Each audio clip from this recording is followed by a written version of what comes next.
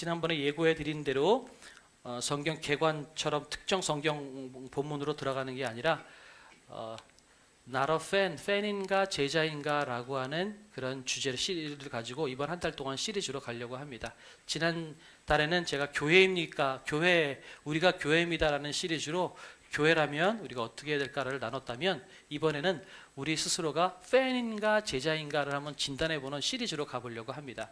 그래서 Not a fan인데 영어로는 그렇게 되어 있는데요, 그 시리즈로 가보도록 하겠습니다. 오늘은 그 시리즈의 첫 번째 날 불편한 진단을 좀 해보려고 합니다. 그리고 한번 여러분 양옆에 분들께 한번 물어보시겠어요? 당신은 제자이십니까? 한번 물어보세요. 시작. 당신은 제자이십니까? 네. 여러분 혹시 제가 연예인이나 스포츠 스타 중에 여러분 좋아하시는 분 혹시 있으세요? 한번 말씀해 보시겠어요? 좋아하시는 분 있으시면? 없을 리가 없을 텐데, 여러분이 없으면 제가 뭐가 돼요? 저도 있는데. 혹시 누구 없으세요? 우리 주집사님 박강수 씨, 가수시죠? 네, 박강수 씨 아주 좋아하시더라고요. 네? 언제? 아 그래요? 오 그래요? 인간극장에? 좋습니다. 또 다른 분? 네, 최 지사님. 네? 손흥민 좋죠. 아이 좋죠. 손흥민 좋죠. 손흥민 좋죠. 아 제가 엊그저께 그 누구하고 했죠? 축구를? 어디하고 했지? 호주.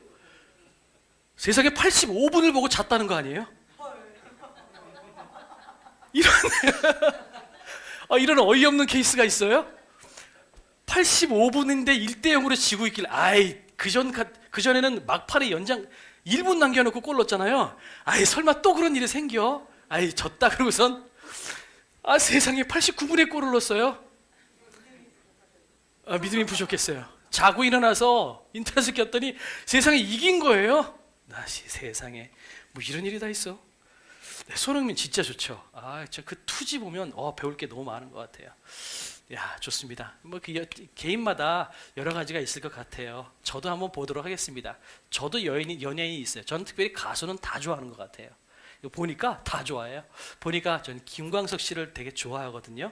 그분의 노래도 되게 좋아하고, 그 다음에 아마 박정현 씨라고도 있어요. 이분이 목사님 딸이에요. 레나 박이라고, 원래는 목사님 딸인데 원래는 극동방송 복음성가 경연대회 나왔던 분이세요.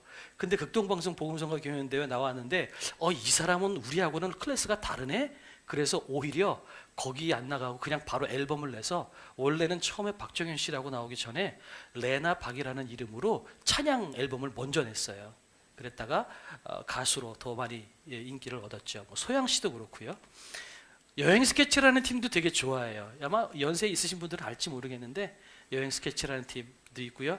요즘에 이 팀에 꽂혔어요. 뉴진스라고 그 여학생들인데, 어린 애들인데 너무 잘해요. 어쩜 저렇게 애들이 음악을 잘할까 싶어가지고 요즘 아이돌 그룹들 노래들 보면 막 판에 박힌 노래인데 쟤네들은 새로 되게 신선한 음악을 해서 제가 자주 듣고 있어요. 또 요즘에도 꽂힌 친구 하나가 있어요.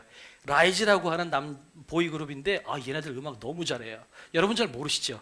이 청년들이 있으면 좋아할 텐데 이런 거 보면 저는 김광석 씨에서부터 뉴진스, 라이즈에 이르기까지 저는 가수는 다 좋아하는 것 같아요. 다 좋아해요. 막 보면서 좋아하는데요.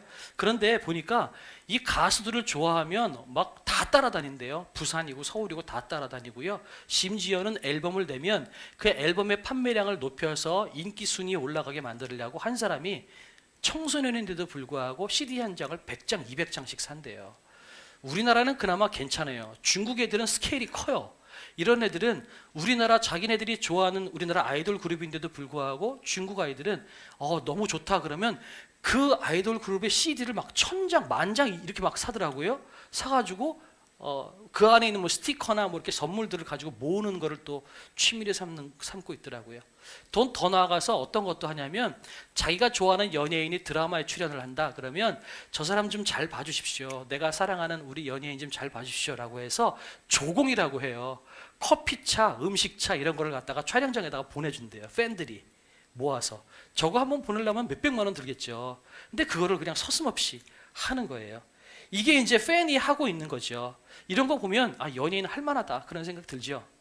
그런데 우리가 정작 연예인을 좋아하고 스포츠 스타를 좋아하기는 하지만 그래서 어떤 때는 좋아하니까 그 사람의 행동을 따라하기도 합니다. 그 사람이 했던 것처럼 한번 해보기도 하고 그 사람이 입었던 옷을 같이 따라 입어보기도 하죠.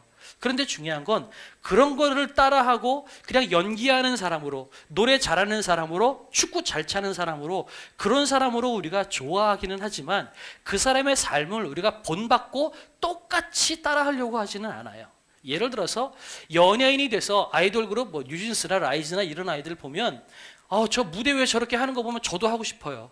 저도 예전에 막 그냥 무대 위에서 찬양했던 그때 그런 기억들이 떠올라서 막 10,000명, 20,000명 앞에서 같이 찬양하고 집회하는 그런 꿈들이 꿔져요.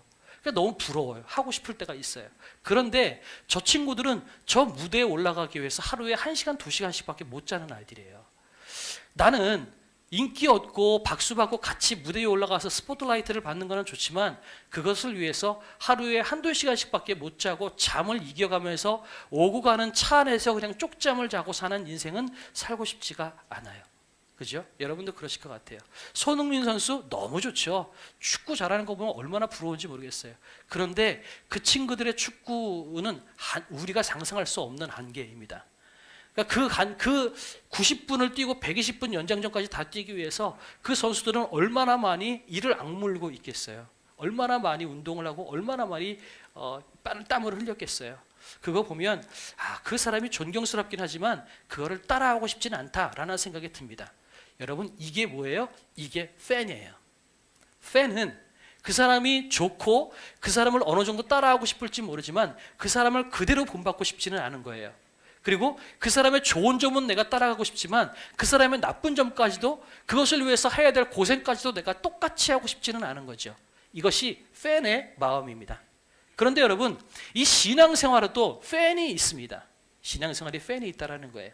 그래서 여러분에게 한번 여쭤보는 거예요. 여러분은 예수님의 팬입니까? 제자입니까? 하라고 물어보는 거예요. 다시 한번 양옆에 분들께 한번 물어보세요. 당신은 예수님의 팬입니까? 제자입니까? 한번 여쭤보세요. 시작. 당신은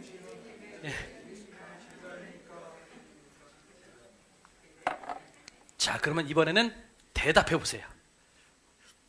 나는 누구 팬인 것 같아요? 제자인 것 같아요? 물어보신 분께 한번 대답해 보세요. 소리 내서 대답하지 마시고요. 창피하죠? 예수님의 사역을 가만히 한번 생각해 보시면요. 예수님께서 공생의 사역을 3년을 하셨잖아요. 요즘 이제 신약 어성경 들어갔으니까 여러분 보세요. 꼭 들으시면 좋겠어요. 공생의 사역 3년 중에요. 1년 동안은 주로 뭘 하셨냐면 모으는 작업을 하셨어요. 모았다기보다 예수님께서 이적을 행하시고 그 사람들이 많이 모여드는 일들이 주로 1년 차 때 일어났어요. 그런데 2년 차 때는 어떤 일이 벌어졌냐면 사람들이 떠나기 시작을 해요.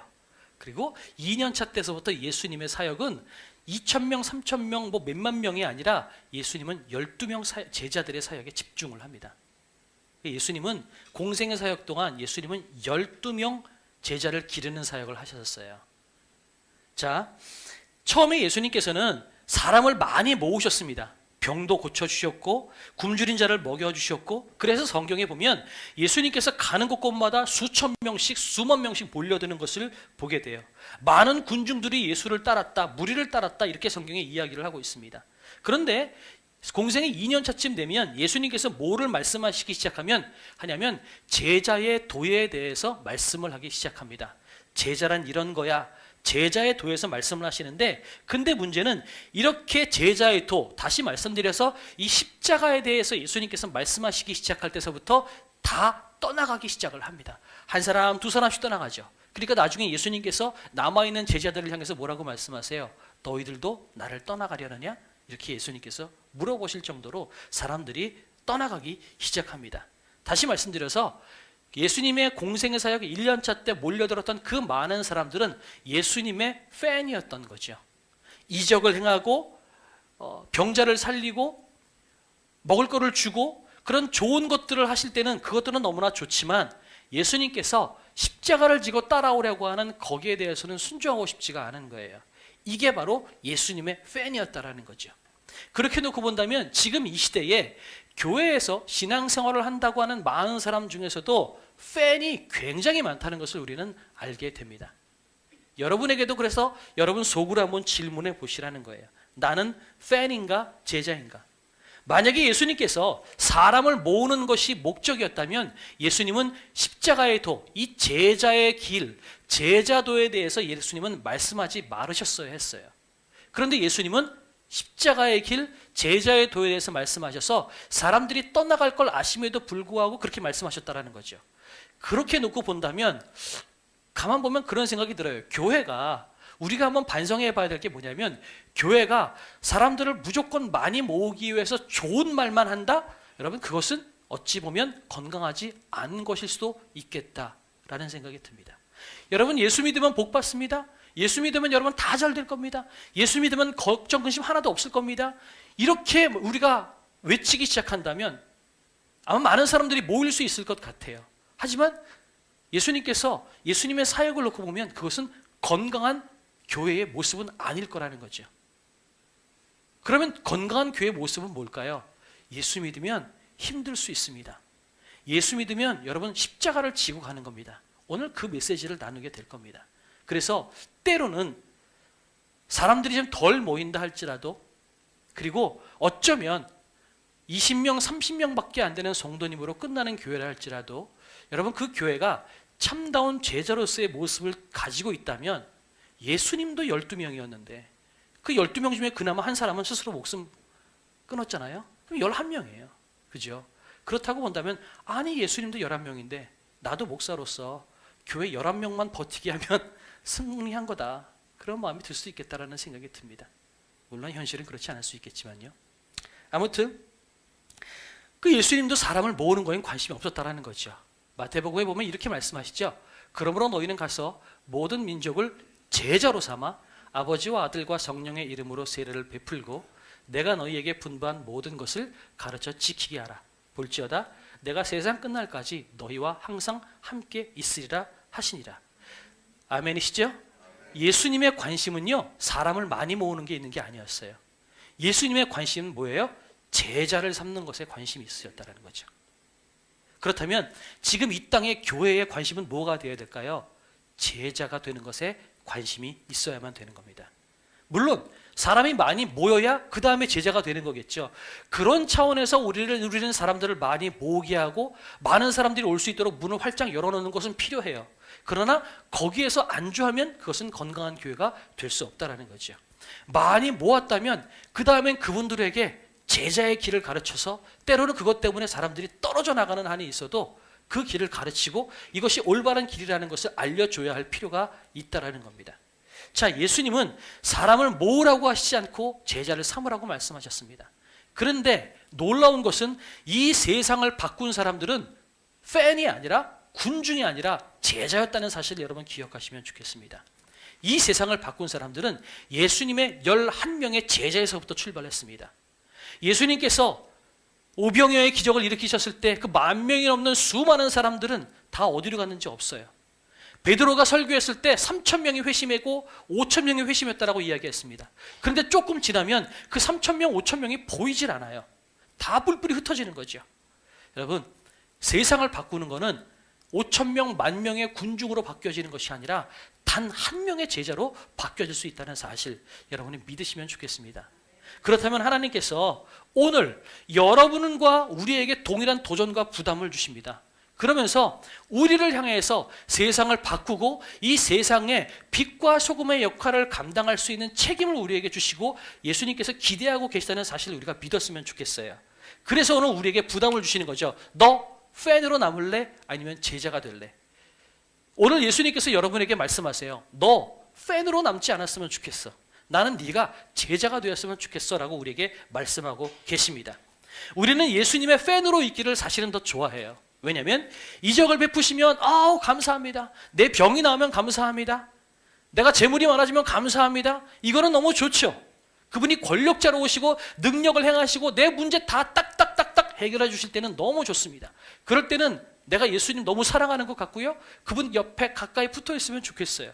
너무 좋아요. 그런데 거기까지라는 거죠. 여기까지만 신앙생활을 하는 사람들이 참 많이 있다라고 이야기합니다. 그런데 이렇게 얘기하는 거죠. 예수님, 요 정도까지만 하겠습니다. 더 이상은 나한테 가까이 오지 마십시오. 내가 필요할 때 돈 주시고 내가 필요할 때 내 병 고쳐주시고 내 문제 해결해 주시는 것 거기까지만 하시고 나에게 뭔가 얘기하지 마십시오.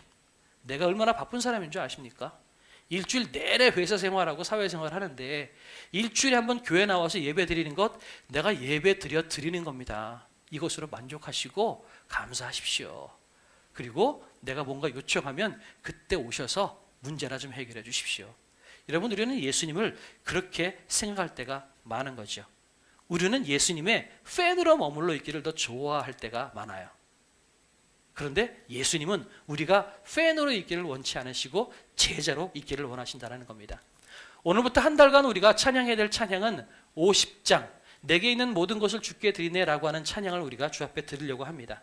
그런데 우리는 이 찬양을 많이 불렀지만 실제의 삶 속에서는 내게 있는 모든 것을 주께 드리네라고 고백하면서 일상생활에서는 내게 있는 것 중에 남은 것만 드리네라고 실제적으로 생활할 때가 참 많아요. 일부분만 드리겠습니다. 나는 내 교만도 내려놓지 못해요. 언제나 무슨 일이 있을 때마다 내가 과시하고 싶어하고 내가 칭찬받고 싶어요. 혹여 내가 뭔가 열심히 했는데 내가 칭찬 안 해주고 목사님이 인정해주지 않으면 아우 나 상처받았어. 나 서운해. 이러고 교회 떠나는 사람들이 있다는 거죠. 하나님께 다 드렸다라고 이야기하지만 나는 내가 인정받고 싶은 거예요. 내 계획도 내려놓지 못해요.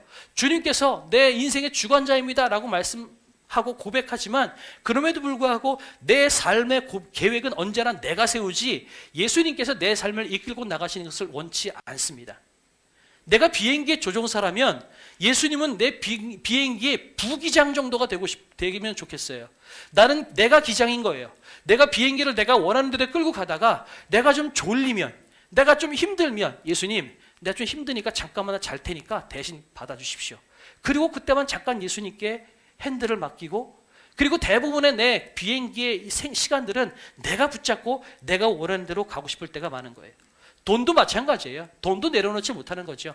11조 바치고 감사헌금 바치고 하나님 내 인생을 주관하신 주님께 너무 바칩니다. 이 모든 것들이 내 것이 아니라 다 주님의 것입니다 라고 고백하는 마음으로 11조를 드리는 게 아니라 요만큼 드리면 그만큼 내가 밥을 못 먹는데 다른 거 다 먼저 하고 남을 것 같으면 그만큼만 드리는 거예요. 어떤 분은 이렇게 고백해요. 11조를 드리는데 세금 떼기 전에 11조를 드려야 되나요? 떼고 난 다음에 11조를 드려야 되나요? 이걸 고민하시는 분이 계세요. 어느 게 맞을 것 같아요? 마음대로 하세요. 여러분이 하나님을 사랑하는 만큼 여러분이 원하는 대로 하시는 거예요. 이런 거죠.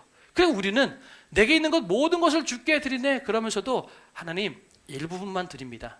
이것 가지고 더 이상 나한테 요구하지 마십시오. 이렇게 얘기할 때가 많습니다. 시간도 마찬가지예요. 바쁘면 예배는 항상 2순위, 3순위예요. 그런데 우리는 그렇게 찬양을 하는 거죠. 내게 있는 모든 것을 주께 드리네. 목회자가 성경 읽으라고 그러면 억지로 읽어요. 신약 통독하라고 제가 지금 몇 달째 지금 말씀드리는지 몰라요. 안 읽어요. 안 읽는다는 거죠. 나 바쁜데 어떻게 성경을 읽어요? 우리가 그렇게 이야기할 때가 많아요. 교회 나오는 것도 마찬가지예요. 청소년들쯤 되면 이거 우리 엄마 교회 안 나가면 우리 엄마 아빠 얼굴 먹칠하는데 억지로 나가야지. 그리고 나가요. 그리고 내가 교회 안 나가면 아버지한테 욕 먹으니까 엄마한테 욕 먹으니까 그 억지로 교회 나와요. 그러다가 머리가 크면 뭐해요? 이제는 어머니 아버지가 어떻게 되든 상관없습니다. 내 인생 내가 알아서 나가겠습니다. 안 나오는 거예요. 여러분 우리 자녀들이 왜 안 나오겠어요? 그들이 그동안 신앙생활 했던 걸 왜 신앙생활 했다는 거예요? 하나님이 좋아서 신앙생활 아니었다는 거예요. 뭐 때문에 신앙생활 했다는 거예요? 관계 때문에. 우리 아버지 얼굴 때문에, 어머니 얼굴 때문에 신앙생활 했다는 거죠. 이것이 제자가 아니라 팬의 모습으로 살아갈 때 이것이 우리의 신앙의 혹시 현주소가 아닐까라는 생각이 듭니다. 혹시 지금 제가 나누었던 이 얘기 중에 여러분 몇 가지 걸리는 것이 혹시 있으신가요? 그렇다면 혹시 우리는 제자가 아니라 팬일 수도 있겠다라는 생각이 듭니다. 그래서 성경에도요, 마태, 마가, 누가, 요한복음 4개의 복음서 중에 5복음서가 있다고 합니다. 내가 복음서가 있다고 합니다. 내가 복음서는 뭐예요? 성경책에서 내가 원하는 말씀만 찾아 읽는 거예요. 오늘 그 얘기를 좀 이따 하려고 하는데, 월드비전의 회장인 리처드 스턴트라고 하는 사람이 이런 책을 썼어요. 구멍난 복음이라고 하는 책을 썼습니다. 이게 뭐냐면요, 성경책을 볼 때마다 내가 좋아하는 본문만 보는 거예요. 그리고 나에게 도전이 되고 힘이 되는 본문에다가는 줄을 빡빡 긋는 거죠. 성경을 읽을 때마다 거기만 박박 긁는 거예요. 박박 긁다 보면 어떻게 돼요? 거기만 구멍이 나버리는 거죠. 레위기서는 깨끗해요. 펜 한 자도 안 들어가 있어요. 그런데 내가 좋아하는 말씀, 내가 나에게 은혜가 되는 말씀, 뭐 이런 말씀에는 그냥 줄이 쫙쫙 꽂아 있고 줄에다가 형광펜에다가 막 다 들어가서 구멍이 난다라는 거죠. 이만큼 우리는 하나님의 말씀을 들을 때도 내가 믿고 싶은 대로 믿지, 하나님께서 말씀하시는 대로 신앙생활을 하고 믿으려고 하지 않는다라는 겁니다. 그래서 오늘 말씀드리는 것, 이 본문 마찬가지예요. 수고하고 무거운 짐진 자들아 다 내게로 오라. 내가 너희를 쉬게 하리라. 나는 마음이 온유하고 겸손하니 나의 멍에를 메고 나를 배우라. 그리하면 너희 마음에 쉼을 얻으리라. 오늘 이 말씀의 앞부분은 저희 교회 정문에도 붙어 있어요. 보셨죠? 같이 한번 읽어볼까요? 시작. 수고하고 무거운 짐진 자들아. 계속해서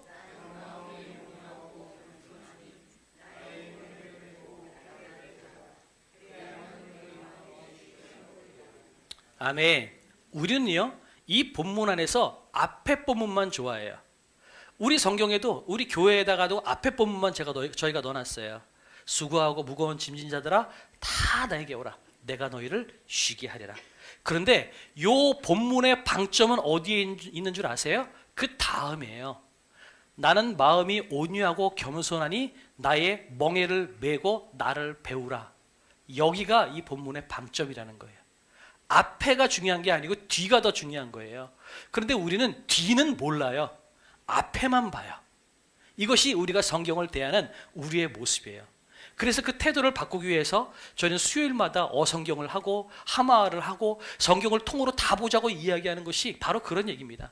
우리는 성경을 보면서 내가 좋아하는 것만 봐서 성경을 왜곡하고 잘못 이해할 때가 참 많은 거죠. 정말 오늘 중요한 것은 멍에를 메는 거예요. 내 짐을 내려놓고 멍에를 메는 것, 예수님께서 오늘 우리에게 요구하는 것이 그거라는 거예요. 다 내려놓고 홀가분하게 팡팡 날아다니는 것을 원하는 것이 아니라는 거죠. 구원받는다라는 것은요, 무거운 짐과 문제로부터 해방되는 것, 이것만을 의미하는 것이 아니라는 거예요. 우리는 구원받는다 그러면 우리 사망의 짐, 무거운 짐, 우리의 삶의 문제로부터 해방되고 자유로워지는 것, 이것은 맞아요. 맞는데 문제는 그것으로부터 자유로워지고 난 다음에는 우리가 멍에를 짊어지라고 이야기하고 있는 겁니다. 우리는 예수님의 멍에를 짊어지는 데까지 가야만 되는 거예요. 이게 제자의 모습이라고 이야기하는 겁니다. 그래서 오늘 마태복음 11장에 나와 있는 말씀처럼 우리가 구원을 받고 은혜를 받고 쉼을 얻는다고 하는 것, 이것은 더 나아가서 예수님의 멍에를 지는 데까지 나가는 것을 요구하는 거예요. 여러분, 우리가 신앙생활 하면서 여러분이 복 받을 겁니다, 잘 될 겁니다 까지만 여러분 들으셨다면 여러분은 잘못 들으신 거라는 거죠. 신앙이 정말 우리에게 요구하는 것은, 하나님께서 우리에게 요구하시는 것은 네 무거운 짐들을 다 내려놔라, 여기서 머물러 계시는 것이 아니라 네 무거운 짐들을 다 내려놓고 십자가를 지고 나를 따라오라고 말씀하고 계시는 겁니다. 그래서 죄송하지만 신앙생활은 불편한 거예요. 신앙생활은 힘든 거예요. 신앙생활은 땀이 나는 겁니다. 이 사실을 우리가 모르니까 교회 가니까 이것저것 너무 많이 시켜, 나 교회 안 갈래, 그리고선 교회를 안 나간다는 거죠. 그런데 신앙생활은 무거운 겁니다. 여러분, 그 사실을 기억하셨으면 좋겠어요. 물론 구원이라는 거, 흑암의 권세에서 건져내셔서 우리가 하나님의 나라로 옮겨지는 것, 무거운 짐, 사망의 짐을 벗겨지는 것, 이것은 맞아요. 그러나 그 사망의 짐이 벗겨지고 난 다음에는 생명의 짐을 새롭게 지고 나가는 데까지 나가라고 우리에게 말씀하시는 겁니다. 그러니까 아무런 짐도 우리가 짊어지지 않고 다 내려놓는 것이 구원이 아니라 우리를 죽게 만드는 사망의 짐을 내려놓고 그 다음에 우리를 살리는 생명의 짐을 지는 겁니다. 우리가 이 세상의 삶을 살아나가는 건요, 주인이 바뀌는 거라고 이야기하거든요. 무슨 얘기냐면 내가 그동안은 사단이 내 삶의 주인이었어요. 나를 사망의 길로 이끌고 나가는 거예요. 그래서 예수 그리스도를 믿었다면 그 사단으로부터 올무에 묶여있는 사망으로부터 우리가 자유로워지는 거잖아요. 그럼 자유로워지면 내가 아무것도 나를 주관하는 것이 없이 자유롭게 사는 것이다가 아니라 사단이 나를 이끌었던 그 삶을 포기하고 예수님이 나를 이끄시는 삶으로 가는 겁니다. 다시 말해서 내 마음의 주인이 바뀌는 거지 아무것도 없는 그 자유로운 상태로 가는 것은 아니라고 이야기하는 겁니다. 여러분의 신앙생활은 주인이 바뀌는 거예요. 그러니까 사단이 아니라 사망이 아니라 생명이 내 주인이 되게 만드는 것, 이것이 진짜 신앙생활이라는 사실 여러분이 아셨으면 좋겠어요. 그러니까 오늘 본문을 보면 짐이 두 개가 나와요. 처음에는 짐이 나오고 두 번째는 멍에라고 표현이 되어 있는데 이것입니다. 첫 번째 짐은 사망의 짐이에요. 예수님께서는 우리를 사망의 짐을 내려놓게 하셨습니다. 그러나 예수님은 우리가 그것을 내려놨다고 해서 이제 마음대로 살아라라고 말씀하시는 것이 아니라 우리에게 생명의 짐을 지고 나를 따라오라고 말씀하고 계시는 겁니다. 우리가 자유로워졌다는 것은 죄에서 자유로워졌다는 거지 모든 것에서 자유로워졌다는 것은 아니에요. 우리가 자유로워졌다는 것은 죄에서 자유함을 얻어서 그 다음에 구원의 은혜로 살아가는 그 은혜의 짐을 지고 나가는 것, 이것이 신앙생활이라는 겁니다. 우리가 이 사실을 알아야 우리가 교회 생활하고 신앙생활을 하는 그 삶의 원론을 알 수가 있어요. 이스라엘 백성들을 한번 볼까요? 이스라엘 백성들이 출애굽했습니다. 노예 생활을 했다가 탈출했죠. 출애굽했을 때 이스라엘 백성들이 한 게 뭐가 있어요? 출애굽할 때는 이스라엘 백성들이 한 게 아무것도 없어요. 그죠? 어린 양의 피를 발라서 피가 있는 집을 건너뛰었어요. 그래서 유월절이라고 이야기하는 거죠. 다시 말씀드려서 이스라엘 백성들이 출애굽할 때는 전적으로 하나님께서 다 하신 겁니다. 그죠? 그런데 만약에 우리의 신앙생활이 구원받는 거다, 그리스도인으로서 이 세상에 살아가는 삶이 구원받는 것이 목적이다라고 생각한다면 성경은 창세기 출애굽기에서 끝나야만 돼요. 성경의 이야기가 거기서 끝나야 되는데, 왜냐하면 구원받았잖아요. 탈출했고 해방됐잖아요. 그러면 왜 성경이 왜 더 필요할까요? 그런데 성경은 출애굽기 이후로 무려 64권이나 더 있다는 사실입니다. 그렇다면 구원 이후에 뭔가 더 중요한 것이 있다는 것을 하나님께서 우리에게 말씀하고 계시는 거죠. 이스라엘 백성들 보세요. 탈출해서 자유를 얻었어요. 근데 문제는 자유를 얻었더니 광야로 들어가 보니까 매일같이 목이 마르고요, 매일같이 먹을 게 필요하고요, 매일같이 뙤약볕과 싸워야 되고 추위와 싸워야만 됐습니다. 불편한 것이 한두 가지가 아니에요. 그러니까 이스라엘 백성들은 뭐라고 하죠? 모세에게 불평하는 거죠. 왜 잘 먹고 잘 사는 우리를 끌고 와가지고 여기서 고생하게 만드냐고, 나 다시 돌아가겠어 라고 이야기를 하고 있는 겁니다. 차라리 애굽에는 먹을 게 많았는데 이스라엘 백성들이 그렇게 이야기하죠. 왜 끌고 왔냐고 한탄하죠.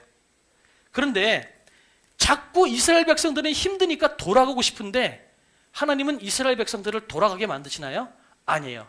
하나님은 이스라엘 백성들을 불기둥과 구름 기둥을 이끌고 나가셔서 계속해서 광야 한가운데로 끌고 나가세요.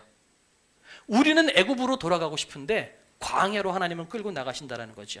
이게 뭘까요? 하나님께서 말씀하시는 거예요. 내가 너에게 자유를 줬다, 생명을 줬다. 그렇다면 너희가 생명을 얻고 자유를 얻은 사람들처럼 책임 있는 삶을 살아라 라고 하나님께서 우리에게 말씀하고 계시는 거예요. 이게 무슨 얘기냐면, 아이들 한번 보세요. 중고등학교 때까지 가면 학교에서 맨날 가르치잖아요. 그럼 아이들은 무슨 생각해요? 빨리 졸업만 했으면 좋겠다, 빨리 성인이 됐으면 좋겠다. 청소년들은 꿈이 뭐예요? 빨리 성인 되는 거예요. 그런데 성인이 되면 그 다음에 뭐가 따르는 줄 아세요? 그 전까지는 부모님이 시키는 대로, 선생님이 시키는 대로 따라만 하면 됐어요. 그런데 성인이 되고 난 다음에는 내가 내 마음대로 할 수 있거든요. 대신 내가 하는 것에 내가 책임을 져야 돼요. 이해가 되시죠? 나에게 자유를 주어졌지만 문제는 그 자유에 대한 책임을 져야 하는 것이 뒤따라온다는 거예요. 그래서 학창시절이 뭐냐면 앞으로 너희가 조금 있으면 자유가 주어질 건데 그 자유가 주어졌을 때 너에게 가장 좋은 선택이 무엇인지를 할 수 있는, 선택할 수 있는 능력을 기르는 것이 학창시절이죠. 그리고 또 한 가지, 너희가 선택한 것에 대해서 너희가 책임을 질 줄 아는 법을 배우는 것, 이것이 학창시절입니다. 그죠? 그래서 학창시절을 통해서 내가 어떤 것이 나에게 좋은 선택인지, 그리고 그 선택을 하고 난 다음에 내가 어떤 책임을 져야 하는지를 배우고, 그것을 잘 배우고 난 다음에 졸업하고 자유인이 되고 난 다음에는 그 다음부터는 내가 책임을 지는 거예요. 내가 무엇을 하면 내가 감옥에도 가는 거고요, 상도 내가 받는 거예요. 그래서 학창시절은 내가 책임을 지는 법, 그것을 배우는 거죠. 그것을 잘 배울 수 있도록 끊임없이 문제를 내고, 틀리면 또 문제 내고, 가르치고 또 문제 내고 가르치는 것, 이것이 신앙생활이라는 겁니다. 하나님께서는 우리를 광야로 끌고 나가셔서 계속해서 우리에게 문제를 주세요. 그리고 그 문제를 우리가 풀게 만드십니다. 그리고 우리가 잘 못 풀면 하나님은 못 풀었어? 다시 한번 문제 줄게. 그리고 그 문제를 또 풀게 하시는 거죠. 그리고 그 문제를 풀었을 때 비로소 하나님께서 그래, 잘 됐다, 잘했다, 이제 너는 가나안 땅으로 들어가라 라고 하나님께서 말씀하시는 거예요. 이것이 우리의 신앙생활이라는 겁니다. 우리는 이렇게 생각하는 거죠. 하나님, 내가 구원 안 받아도 좋으니까 편하게 먹고 마시게 해주십시오. 우리는 그렇게 생각하고 싶어요. 왜냐하면 광야에서의 생활이 너무 어려우니까요. 힘드니까. 그런데 하나님은 우리를 돌려보내지 않으세요. 우리는 이렇게 생각하는 거죠. 하나님, 나 그리스도인 안 돼도 좋고 저 무거운 사망의 짐, 내가 죽고 난 다음엔 지옥에 가도 상관없으니까 내가 그리스도인 안 되겠습니다. 교회 생활하는 건 너무 힘들고 불편해요. 그러니까 지금 여기서 까짓것 지옥 가든 말든 상관없고 나는 그냥 내 마음대로 살겠습니다. 나 좋을 대로 살다가 내가 죽고 난 다음에 어떻게 되든 상관 안 합니다. 여러분, 이것이 신앙생활하는 사람들, 일반 사람들의 모습이 아닐까라는 생각이 듭니다. 여러분도 마찬가지입니다. 교회에서 신앙생활 하시면 불편한 것들이 많거든요. 자꾸 시키는 게 많아요. 하지만 여러분, 돌아갈 생각일랑 꿈에도 하지 마십시오. 하나님께서 여러분을 구원하셔서 하나님의 자녀로 만드셨다면요, 그 다음에는 하나님께서 여러분을 하나님의 자녀답게 성장할 수 있도록 여러분을 들들 볶으신다는 것, 여러분이 기억하시면 좋겠습니다. 그렇다면 우리가 어떻게 해야 될까요? 빨리 포기하시고 빨리 순종하십시오. 순종하지 않고 포기하지 않으면 여러분이 힘들어요. 문제를 풀지 못하면 하나님은 그 문제 풀 때까지 계속해서 여러분에게 숙제를 주십니다. 어떤 분이 이런 얘기를 하더라고요. 교회에서 어떤 문제가 있었대요. 사람하고의 관계가 어려워가지고 내가 이 교회 나가야 되겠다 그래서 그 교회를 나갔어요. 다른 교회 보니까 좋은 교회가 있는 것 같아요. 그 교회 가니까 어때요? 더 나쁜 인간이 있는 거죠. 여러분, 관계의 문제를 하나님께서 풀고 싶으시면 거기서 풀기를 원하지 그걸 피하기를 하나님께서 원치 않으세요. 하나님은 우리의 숙제를 우리가 이겨내고 풀어내기를 원하시지 숙제를 피하기를 원치 않으신다는 거죠. 이것이 우리의 인생입니다. 끊임없이 문제가 다가와요. 그 왜 다가올까요? 그건 하나님께서 너 이걸 풀어내라, 이걸 이겨내라, 네가 그것을 마스터해서 실력 있는 사람이 되라 라고 말씀하시는 겁니다. 그래서 돌이켜보면 우리 교회가 작은 교회라서 불편하다고 이야기하는 사람들이 있어요. 그런데 그것은 어찌 보면 감사할 이유입니다. 뭐냐면 숨을 곳이 없고 제가 다 보이거든요. 누가 하는지 안 하는지 일일이 말씀은 안 드리지만 다 보여요. 근데 그거는요, 어찌 보면 감사한 거예요. 뭐냐면 제자로서 훈련받을 수 있는 기회가 큰 교회보다 훨씬 더 많이 있다라는 겁니다. 그런 차원에서 여러분 감사했으면 좋겠어요. 여러분, 예배 시간이 거의 다 끝났는데 이제 서론 얘기했네요. 큰일 났네요. 그래서 오늘부터 4주 동안 저 카일 아이들먼의 목사님인데요, 저분이 쓴 책 중에 Not a Fan이라고 하는 책이 있어요. 저 책의 내용을 중심으로 해서 팬인가 제자인가 라고 하는 질문을 계속해서 해보려고 합니다. 서론 맞죠? 큰일 났네요. 그래서 오늘은 나머지는 그냥 빨리빨리 넘어갈게요. 진단을 좀 해보도록 하겠습니다. 3가지를 가지고 여러분을 진단해 보려고 합니다. 첫 번째, 여러분 팬인가 제자인가, 여러분이 팬인지 제자인지를 보면 첫 번째는 여러분이 말뿐인가 행동인가입니다. 내가 예수님을 믿습니다, 말로만 믿습니다 하는 것이 아니라 행동으로 믿는 사람처럼 사는 사람인가 아닌가를 여러분 보시라는 거죠. 요한복음 3장에 니고데모라고 하는 사람이 있어요. 이 사람은 산헤드린 공의회 사람입니다.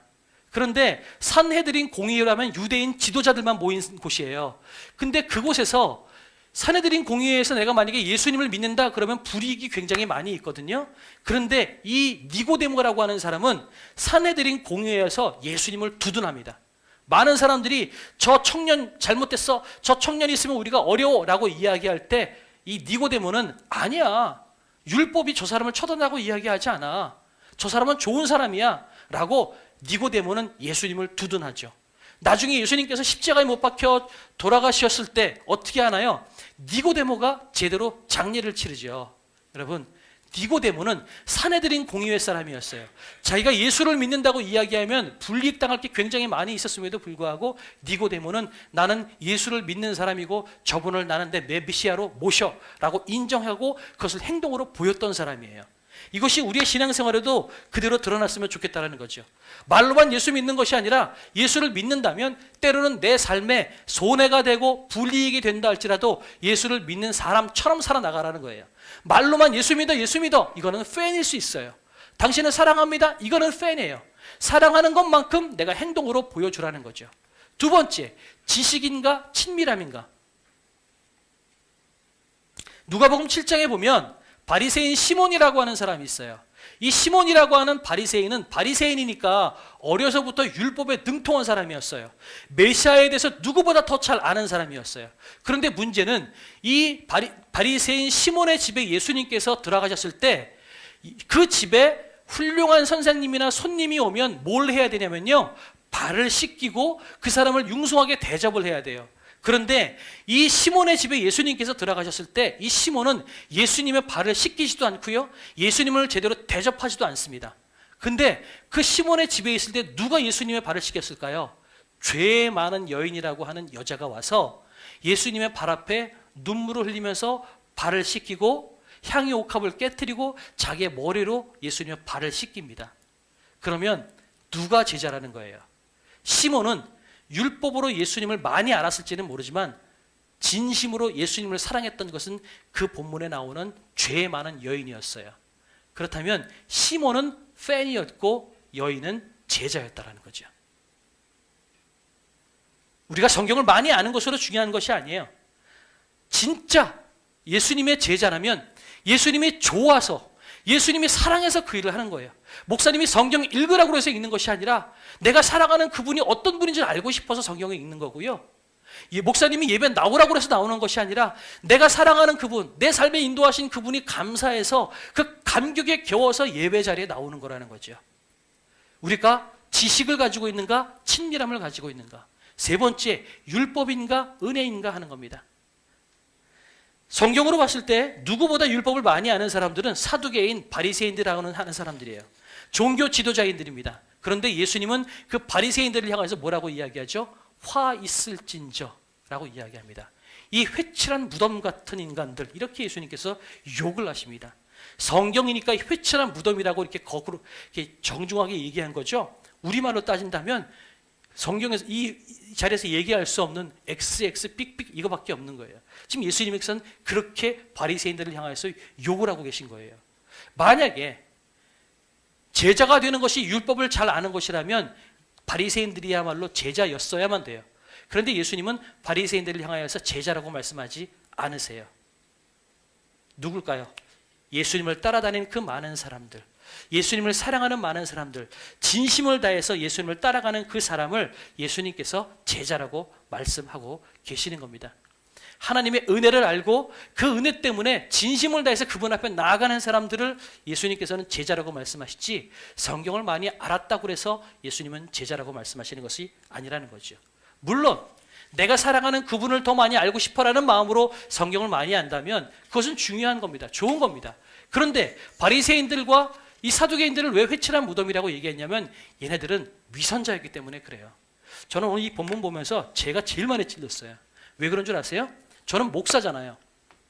목사니까 제가 이상한 짓 하면 여러분들이 상처받고 여러분들이 손가락질할 것 같기 때문에 제가 혼자 있을 때 제 태도하고 여러분 앞에 서 있을 때 제 태도가 다를 수밖에 없어요. 이해가 되시나요? 예, 그렇게 놓고 본다면 회칠한 무덤이 누구예요? 저예요. 율법을 많이 안다고 그래서 사람들 앞에서, 율법 앞에서 그런 척 하는 거죠. 내가 의로운 척, 잘난 척, 잘하는 척 살아가는 거죠. 그러나 실상 내 속은 그렇지 않아요. 죄덩어리 때문에 시커먼데 겉으로는 의로운 척, 잘한 척 그렇게 살아가는 사람들이 있다는 거죠. 그것을 예수님께서 말씀하시는 거예요. 너 은혜냐 율법이냐. 자, 그러면 이 세 가지를 놓고 본다면 여러분 한번 해보십시오. 여러분은 제자입니까? 팬입니까? 근데 결론으로 가볼게요. 그러면 여러분은 제자일까요? 팬일까요? 마지막으로 이제 은혜를 드리려고 합니다. 여러분은 제자라고 말씀하십니다. 그죠? 아니 이때까지 아니라고 얘기해놓고서 갑자기 말을 왜 뒤집으세요? 그런데 성경은 제자라고 이야기를 합니다. 한번 볼까요? 베드로가 주는 그리스도시요 살아계신 하나님의 아들입니다라고 이야기했을 때 예수님께서 야, 너 잘했다라고 말씀하십니다. 그런데 그리고 나서 불과 몇 분 되지 않아서 예수님께서 나 십자가 지고 죽으러 간다? 그랬더니 베드로가 하지 마십시오라고 얘기했다가 베드로가 무슨 얘기 들어요? 이 사탄아 내 뒤로 물러가라. 베드로는 칭찬받고 난 다음에 불과 얼마 되지 않아서 사탄 소리를 들었어요. 그러면 예수님께서 베드로를 제자로 보실까요? 아니라고 생각하실까요? 베드로는 예수님의 제자입니다. 야고보와 요한은 예수님께서 나 십자가에 죽으러 간다라고 이야기했더니 그걸 제대로 깨닫지도 못하고 야고보와 요한은 예수님께서 높은 데 가시면 오른편엔 나, 왼편에는 얘 이렇게 해서 우리 양옆에 앉게 해주십시오라고 이야기합니다. 그랬다가 욕을 바가지로 먹죠. 그러면 예수님께서 이 야고보와 요한을 제자로 보셨을까요? 제자예요. 왜 그럴까요? 그들의 지금 위치는, 그들의 상태는 팬의 상태였을지 몰라요. 하지만 예수님께서 그들을 제자로 부르셨기 때문에 그들은 제자인 거예요. 그리고 예수님께서 비록 지금 그들의 상태는 팬의 상태였을지 모르지만 예수님께서 끝끝내 그들을 끌고 나가셔서 마침내 그들을 제자로 만들어 내십니다. 그래서 그 11명의 제자를 통해서 이 온 인류가 예수님을 알고 복음 앞에서 거꾸로지는 놀라운 역사가 지금 우리 가운데 일어나고 있는 거라는 거죠.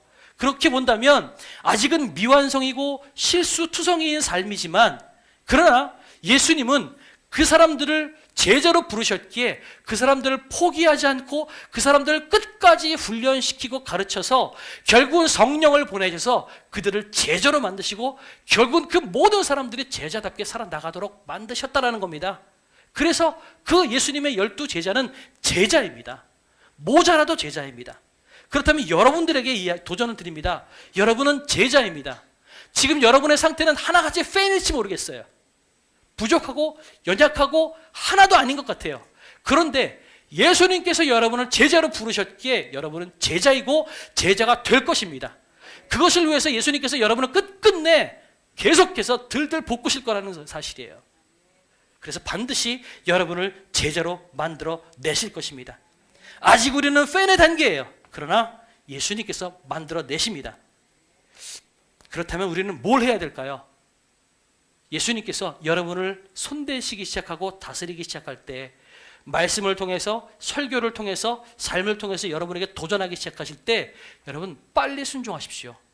순종하지 않으면 빨리 그 문제를 풀어내지 않으면 주님께서는 여러분이 그 문제를 풀 수 있을 때까지 끊임없이 숙제를 내신다라는 거예요. 졸업장을 주지 않으시고 끊임없이 중학교 1학년, 2학년, 3학년, 고등학교 1, 2, 3학년 끊임없이 하나님께서는 여러분에게 문제를 여러분에게 허락하신다는 겁니다. 그렇다면 우리가 살아가야 될 길은 뭘까요? 순종해야 되는 거예요.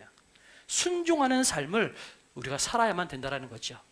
우리를 제자로 부르신 예수님께서 저와 여러분을 계속해서 그 제자의 길로 이끌고 나가실 것이라는 것, 여러분 그 사실을 잊지 않았으면 좋겠어요. 아까 이스라엘 백성들이 이야기했죠? 지난 주간에 제가 그런 생각을 했어요. 이거 담임 목사로 살아가는 거 진짜 어렵다. 한편으로는 이제 그런 생각이 드는데 담임 목사로 살아가는 것뿐만 아니라 여러 가지 것들 때문에 지난 주간에 그런 생각이 드는 거예요. 하나님, 너무 힘든데 이 정도로 세게 훈련시키지 마시고 저 좀 적당하게 좀 훈련시켜 주십시오. 지금 너무 센 거 아닙니까? 나 돌아가고 싶습니다. 막 이런 생각을 목구멍 끝까지 올라오는 거죠. 근데 이게 목구멍 끝까지 딱 올라올 때 딱 이스라엘 백성들이 떠올려지는 거예요. 그때 이스라엘 백성들이 나 돌아갈래 라고 했던 것처럼 나도 지금 그 출애굽 직후에 이스라엘 백성들처럼 내가 지금 그 기도를 하고 있는 거구나, 그런 생각이 드는 거예요. 그런데 이스라엘 백성들을 하나님께서 끝끝내 돌이키지 않고 광야로 돌려보내셨던 것처럼 하나님은 계속해서 저를 하나님께서 원하시는 지경까지 몰고 나가실 거라는 거죠. 그렇다면 그 상황에서 제가 해야 될 것은 뭘까요? 선택지는 두 개예요. 하나는 그냥 죽든지, 아니면 마스터에서 결국은 가나안 땅까지 가든지. 이스라엘 백성들 광야에서 죽든지 가나안 땅 들어가든지 두 개밖에 없었던 것처럼 저는 그냥 죽든지 아니면 끝끝내 이 문제를 풀고 마스터해서 하나님께서 원하시는 지경까지 나가든지, 내가 할 수 있는 건 두 개예요. 근데 전 죽을 수는 없어요. 그죠? 죽을 수 없으면 제가 해야 될 건 뭐예요? 좋습니다. 까짓 거. 힘들면 힘든 대로 발버둥 치고, 때로는 좋은 점수를 못 받는다 할지라도 끝끝내 내가 이 상황들 버티고 이겨나가서 졸업하겠습니다. 이게 내가 해야 될 기도겠죠. 여러분, 이것이 여러분의 기도가 되기를 원합니다. 신앙생활하는 게 힘들어요.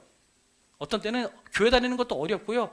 차라리 하나님 안 믿었으면 이런 고민 안 할 텐데, 이런 생각이 있어요. 그럴 때가 되면 신앙 버려버릴까? 돌아갈까? 이런 생각이 든다는 거죠. 그런데 그럴 때 주님께서 말씀하시는 거예요. 너 돌아갈 길은 없다. 내 손 안에 있으니 너는 끝끝내 가나안 땅까지 가야만 된다. 포기하지 마라. 그리고 네가 지금 해야 될 것은 빨리 순종해라. 내 제자가 되어라. 라고 주님께서 우리에게 도전을 주신다라는 겁니다. 꼭 붙잡고 계십시오. 순종하시고 여러분 그 삶을 살아나가십시오. 이것이 주님께서 여러분에게 주시는 도전입니다. 다음 주서부터 계속해서 그러면 제자가 되려면 뭐 어떻게 하면 됩니까? 그런 나눔들을 하게 될 겁니다. 그러니까 2월 한 달은 심히 부담스러울 수 있어요. 그러나 이 길이야말로 영광스러운 길이고 여러분 자유로운 자의 길이라는 사실을 여러분이 기억하셨으면 좋겠습니다. 여러분은 사망의 짐을 다시 짐을 질 수 없어요. 사망의 짐은 이미 가져가셨어요. 그러면 여러분은 생명의 짐을 지셔야만 됩니다. 생명의 짐이 여러분에게 부담스럽다고, 여러분에게 버거워 보인다고 그 생명의 짐을 거부하고 다시 사망의 짐을 여러분은 질 수 없어요. 예수님께서 그것을 포기하지 않으십니다. 그렇다면 여러분은 어떻게 될까요? 순종하고 결단하며 나가십시오.